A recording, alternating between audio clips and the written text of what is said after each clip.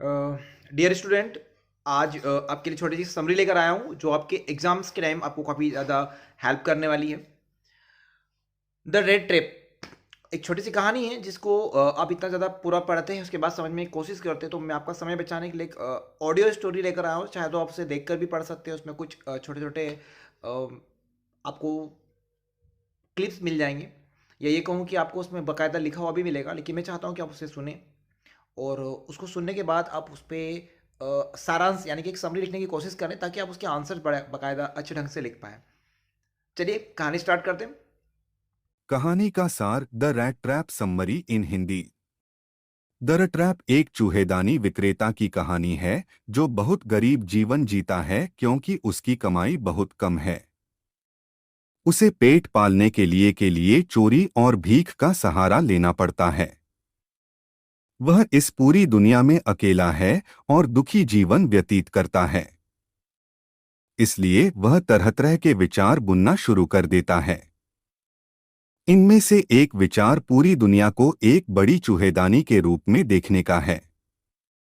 उनके विचार हैं कि दुनिया हमें जीवन की सुख सुविधाओं के रूप में विभिन्न प्रकार से चारा प्रदान करती है। यह बदले में हमें दुनिया के जाल में फंसाता है और हमें विभिन्न प्रकार के दुखों की ओर ले जाता है। हर रात पेडलर को आश्रय की तलाश करनी होती थी क्योंकि उसके पास कोई घर नहीं होता है। एक शाम उन्हें एक पुराने क्रोफ्टर ने शरण दी। अगली सुबह उसने अपने गाय के दूध को बेचकर जो पैसे कमाए थे उसे पेडलर ने चोरी कर लिया।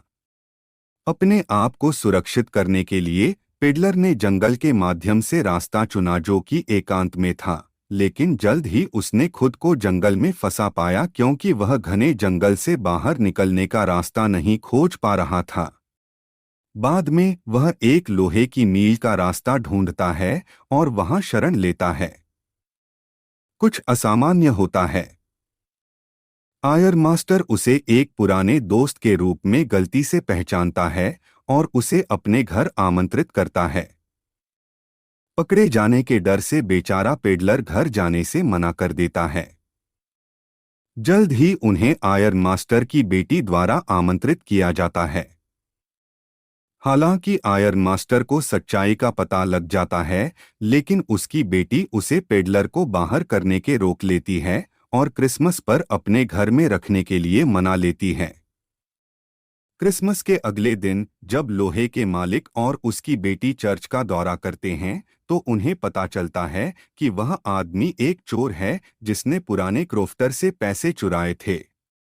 आयर मास्टर और उसकी बेटी एक चोर को शरण देने के लिए पश्चाताप करते हैं और आश्चर्य करते हैं कि उस समय तक उसने क्या-क्या सामान चुराया होगा।